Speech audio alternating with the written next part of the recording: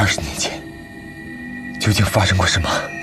前尘旧事过于沉重，待我计划达成，你定会明白个中因果。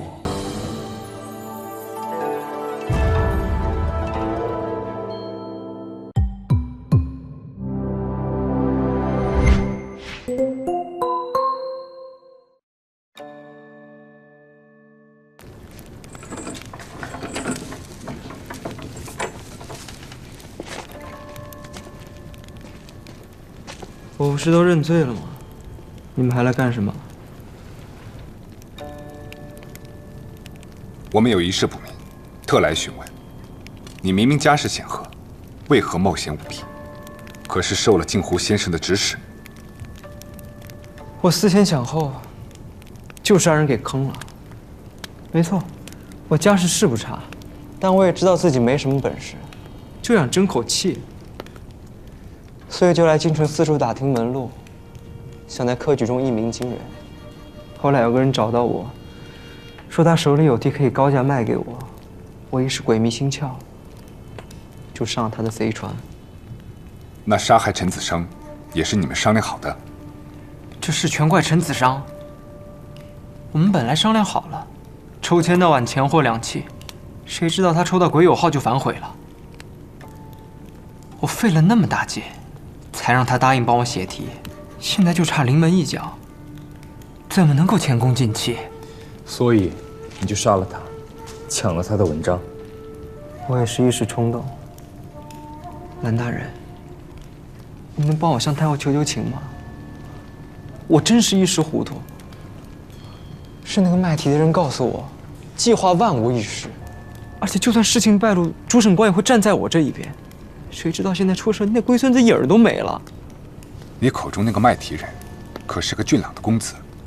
是个老头，看打扮像个船夫。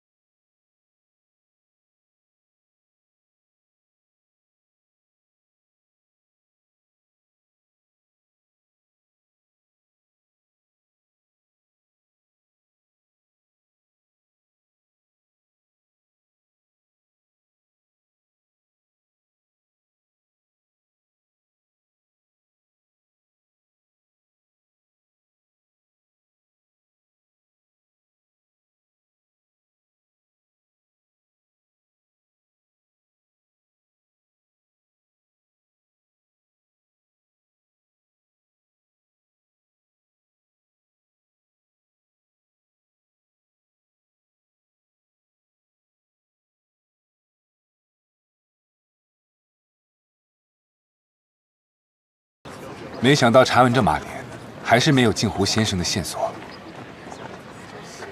但也不是完全没有收获，最起码我们查到了那个卖题人。此事还得深挖下去。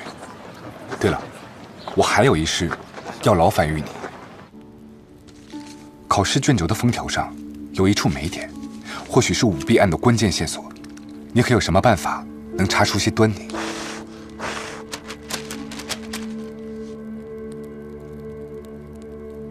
不行，这太明显了。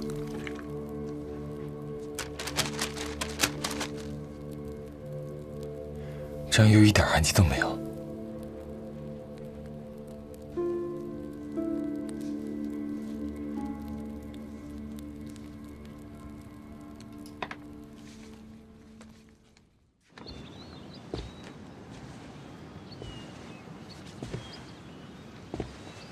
蓝大人，蓝大人，我知道了。卷轴舞弊的手法，我破了。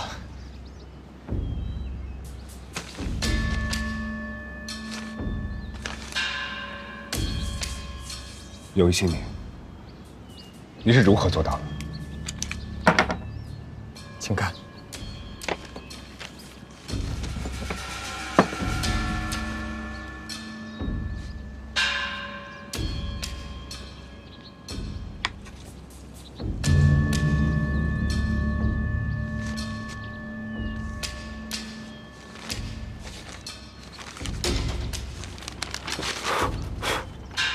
用糯米磨成波浆，用墨汁勾兑，再烘烤成薄如蝉翼的一层，这样自己就看不出来什么异常。只有用手指上的薄汗，才能将糯米纸融化，摸起来有些粘稠，过后也会发霉。杨博就是靠这种方法抽到李太傅尸体的。我就知道此人有问题。走，去拿人。小人知罪，小人知罪。小人家中实在是困难，这才收了邵大人的钱帮忙作弊。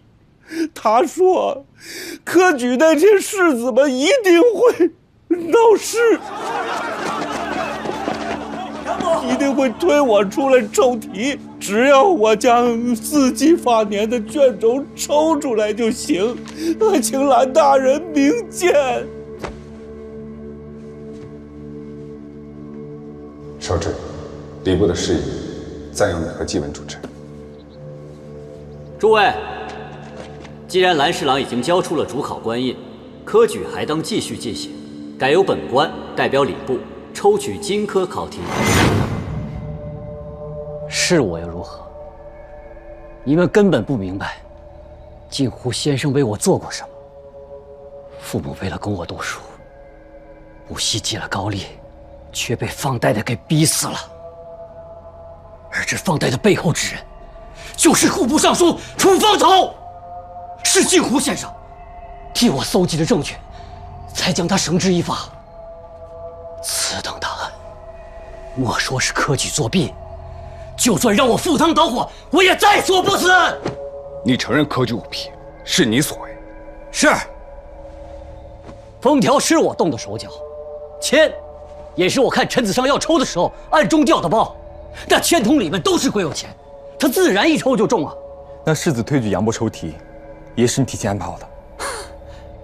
我可没有这个能力，是世子何轩仰慕先生主动请缨，他通过拆解纸盒上的诗，把你弄出局，这样我们就可以里应外合，促成让杨博来抽题的局面了。定是他跟蓝侍郎串通舞弊，应该把他们都抓出去严惩。我看有鬼的就是他，把他轰出去！轰出去！怪不得每次都是他带头闹事。少志，事到如今，镜湖先生已经罪无可逃，只要你肯说出他的下落，或许我可以替你求情，从轻发落。蓝大人，先生的行踪，岂是我等凡人能知晓的？你还真以为他是个神仙？那是自然。凡事，我只要在镜湖边放一只纸鹤，先生就会送来锦囊妙计。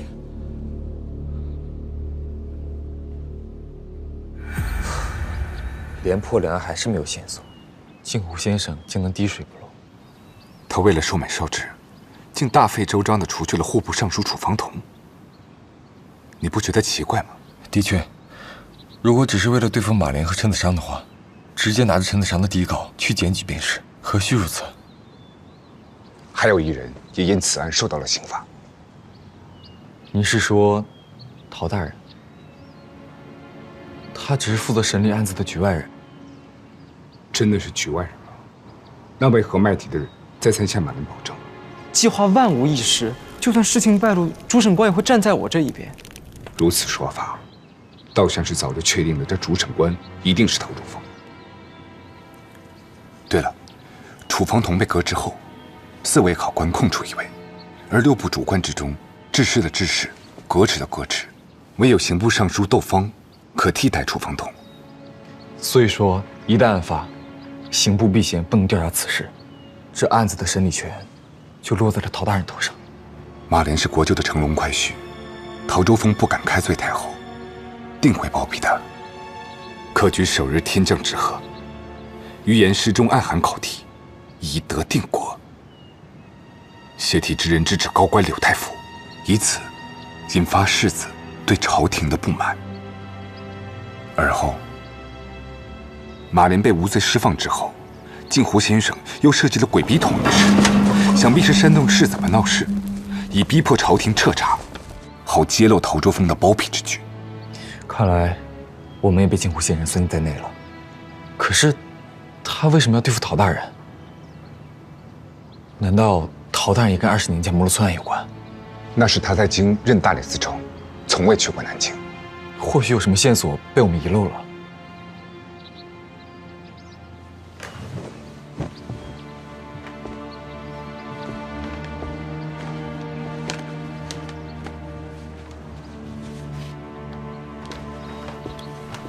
这是上次莫文拿来的摩洛村天谴案的卷宗，还留在我这儿。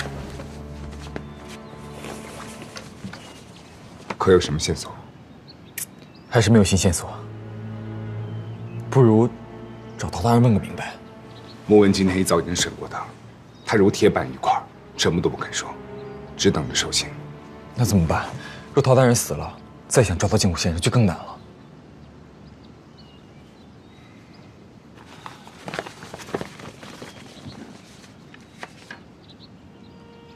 大理寺丞，陶州封印。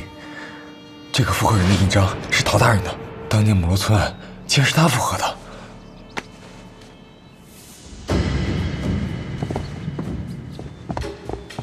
我们终于找到了新的突破口，可以化被动为主动。什么意思？既然是复仇，镜湖先生无非就是要陶州峰一死。只要我们向圣上说出始末，求圣上免去陶州峰的死罪，是否就可以让镜湖先生再次出手了？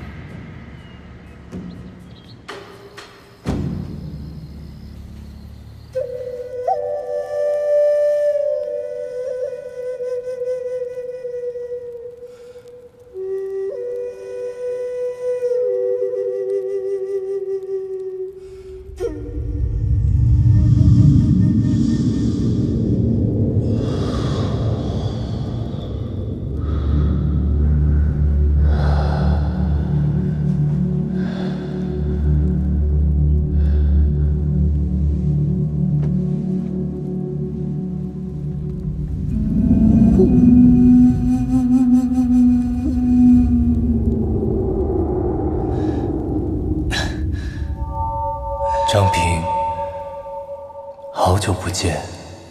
你就是镜湖先生。你的朋友睡得很香，像个不谙世事的婴儿，已经没有任何防备了。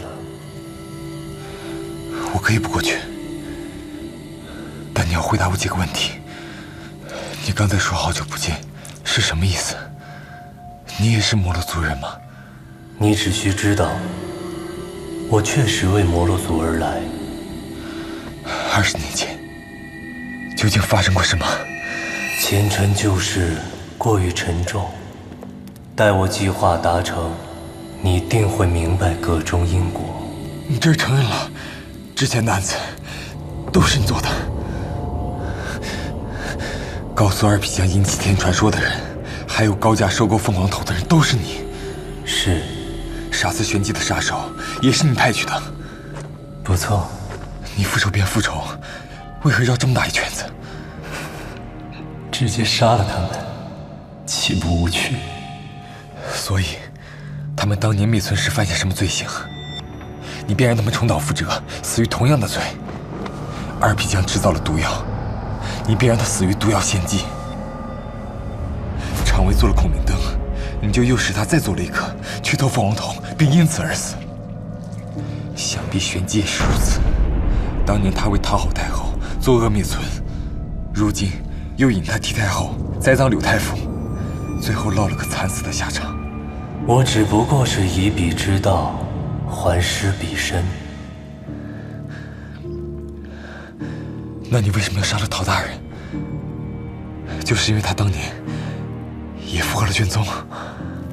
我破例见你，便是想告诉你，不要再干涉我的计划，更不要妄想救出陶州峰。无论摩洛族有何冤屈，你都不该以杀治杀，更不该牵连无辜之人。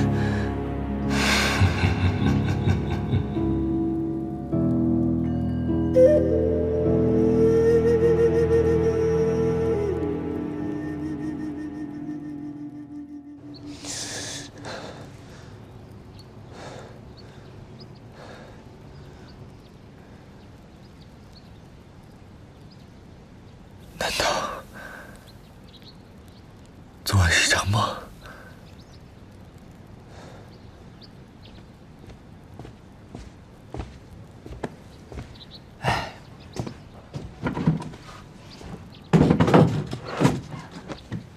我昨晚做了个梦，梦见我们都金榜题名了，这圣上啊，还让我们进宫做官呢。陈冲，昨天晚上你有没有听到什么动静？什么动静？我昨晚睡得可好了，要不是今天要出摊的话，我还想回去睡个囫囵觉呢。不过张兄，你至于吗？现在睡个觉都得搂着本书。木叶生，第50回。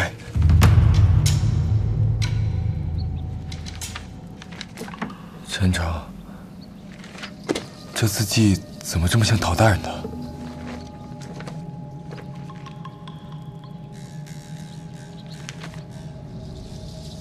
的确就是陶大人的字迹啊。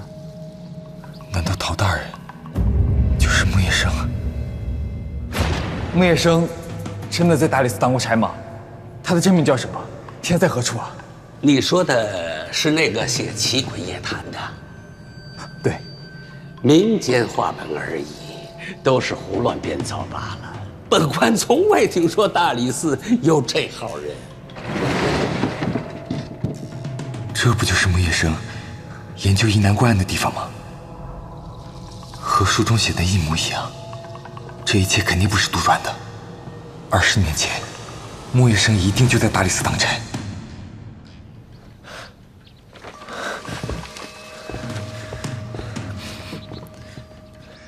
不可能，陶大人怎么可能是木叶生？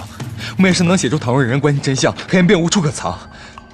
而陶大人一直断的是糊涂案，甚至掩盖真相，包庇凶手。还有啊，这书稿也很是离奇，这书中之人怎么也像是中了血雾毒药而亡呢？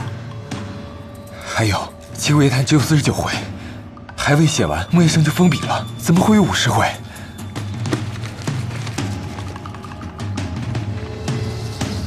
我明白了，难道镜湖先生是想告诉你，所有真相都隐藏在这本未见天日的手稿里？不行，我要找陶大人。哎，可是陶大人已经被关进刑狱司了，朝廷重犯，禁止探视。那就找栾大人帮忙。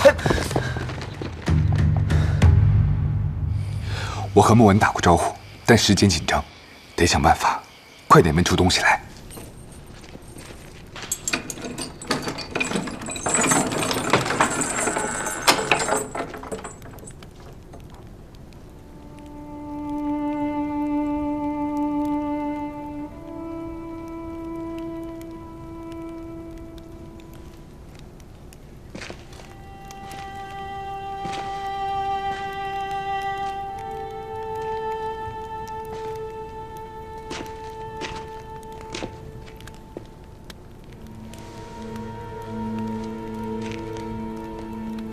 陶思清，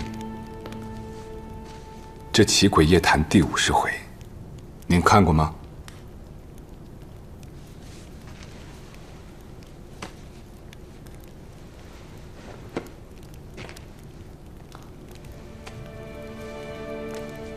这书中讲的是京城一桩命案。惠安堂一夜之间血雾弥漫，全家9口浑身僵硬，瞬息而亡。而这书中的主角，大理寺丞木叶生连夜调查，发现这血雾是一种毒药，由宫中的一位太医研制而成。木叶生正待追查，可故事却到这里戛然而止。蓝侍郎跟我扯什么话本子？这书是您写的，您就是木叶生，对吧？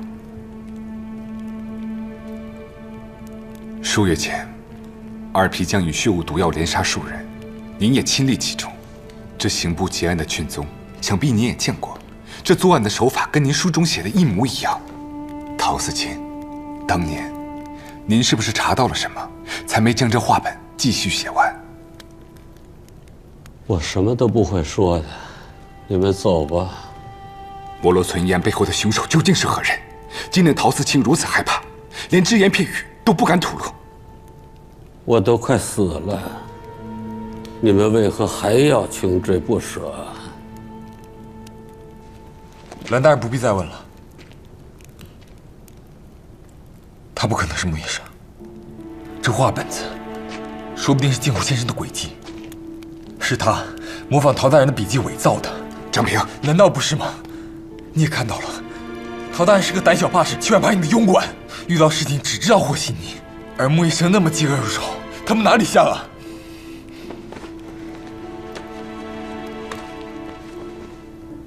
我自幼看穆医生的画本长大，一直以来，视他为毕生追寻的榜样。来京城之前，我随师父游历四方，去过他书中写的各个地方，还将书中不实的推论都一一列举了出来，就是为了有朝一日能够进大理寺，和穆医生当面对谈。但如果穆野生只是一个在书中编织谎言之人，我宁可从未看过他的书。什么倘若人人关心真相，黑夜便无处可藏，真是可笑。张平，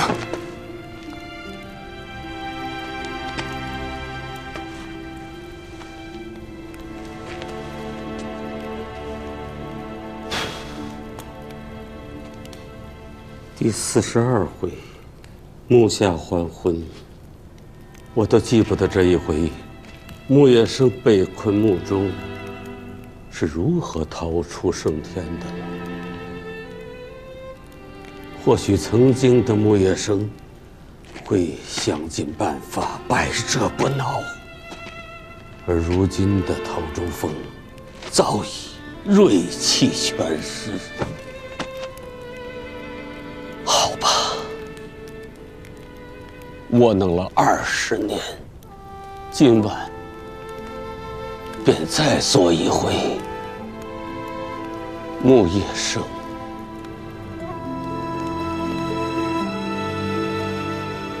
20年前，我还是大理寺丞，负责审核地方提交的卷宗。某日，我收到一份岭南道的加急卷宗，上面说我朝与南洞国边界有个摩罗村，所有村民一夜之间定身而亡，全身灰白开裂，肌肤僵硬。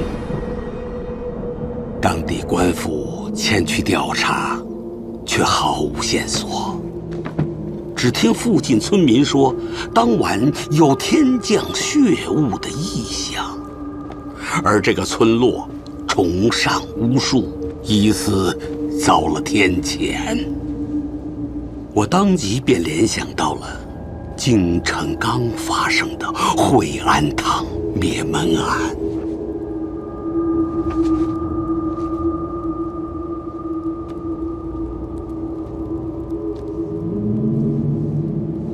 惠安堂，那不是二皮匠报复的望人郎中一家吗？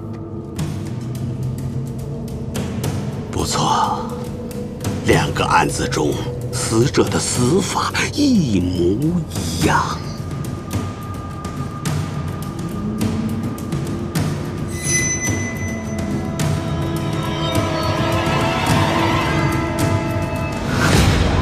我当时觉得这2桩案子或有某种关联，便又重查惠安堂灭门案。在案发现场角落之中，搜出了一个太医署专用的药瓶，瓶中残留的红色粉末有剧毒。我猜，惠安堂的人就是中了这种毒身亡。难道二皮匠曾经也是太医？我拿着药瓶去到太医署调查，得知一名专擅制毒的太医在摩罗村被灭之后便离奇失踪了。再一路追查下去，我发现他曾在摩罗村惨案发生之前，和司天监监正玄机、工部营造司常威一同离京了一段时间。有官员在驿站附近看到这3人同行南下。常威也有官职，玄机不是说他们是从民间招来的奇人吗？还有更古怪的，我又去查常威，发现他也在摩罗村一案后失踪了。我怀疑参与此事的人，除了玄机之外，都遭到了灭口。倘若二皮将出自太医署，常威出自工部，那屠村便不是旋即一个周金科首领能调度的了。你同我当时想的一样，察觉出这背后牵连甚大。我本该及时停手的，可我还是没忍住，又继续查了下去。果然，发现了更深的秘密。什么秘密？二皮将当年不仅是太医，更是太后身边的红人，专替太后研制各式毒药。那时太后地位尚不稳固，为了把持朝政，经常毒杀忤逆她的宫人，甚至是朝中大臣。太后，你们猜得不错，摩罗村一案很可能是出自太后的手艺。陶州峰包庇杀人舞弊的真凶，法理难容，但却能死里逃生，也引得士子们群情激愤，现在又跪在皇城外不肯走。坊间百姓已议论纷纷，以为这包庇是我们朝廷在背后授意。皇儿既体察民意，便不应改判，如此方能为朝廷正名。可是母后，那日在朝堂上，这些话不都是你说的吗？哼，皇儿也无需担心，毕竟你尚未亲政，有什么旨意下错了，哀家自然会帮你修正。谢母后教诲。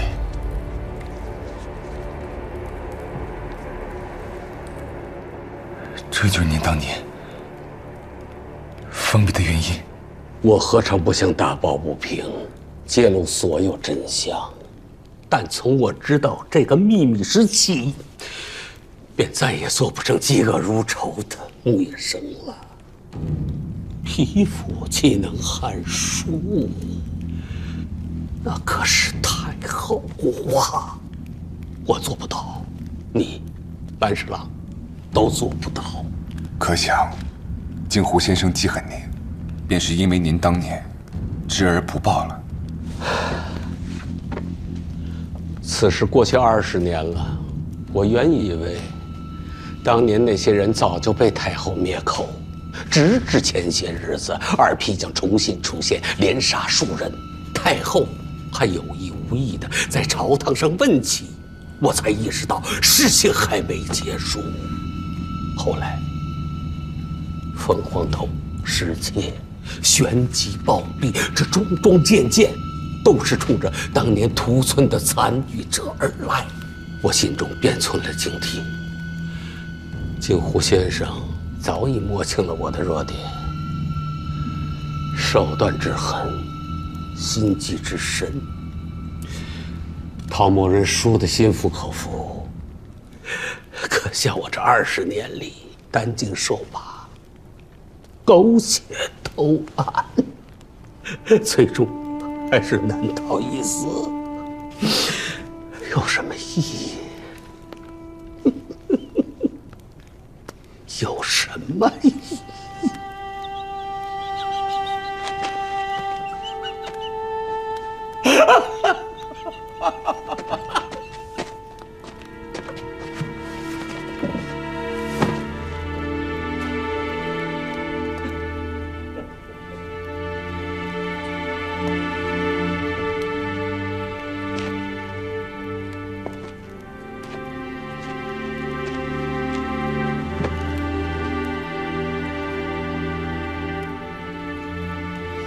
陶大人，你不会死，我们已经向圣上求了情。你想的太简单了，有些事是逃不掉的。想必这《七鬼夜谈》里的第50回，太后也已经知晓了。张平，当初我见你痴迷长安，性情刚直，像极了当年的我。可现实如此，换做你是我，会怎么办？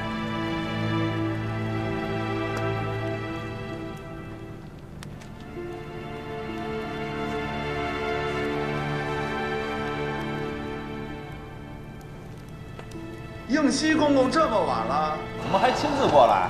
杀我的人来了，你们快走吧。可是，刚才那个问题，我没有找到答案。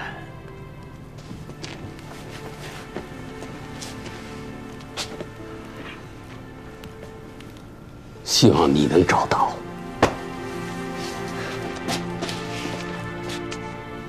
走吧，再不走，莫文会被牵连。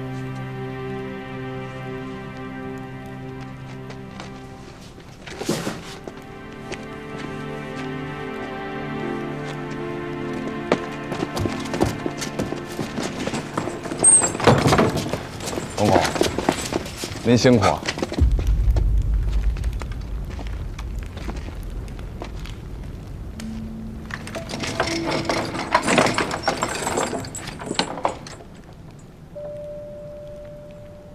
这老奴呢，还有几句话想私下说与陶思清，还请王侍郎暂且回避。啊，公公请便。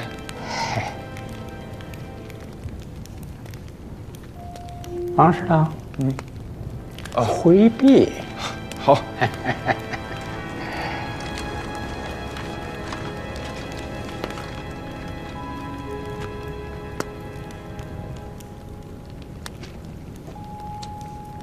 公公深夜前来，可是太后有何旨意？毒酒穿肠，匕首追心。这太后啊，念你为朝廷效力30余年，恩赏您留个全尸。明天一早啊，京城百姓便可知晓，您包庇侵犯，自感愧对朝廷，在狱中自尽了。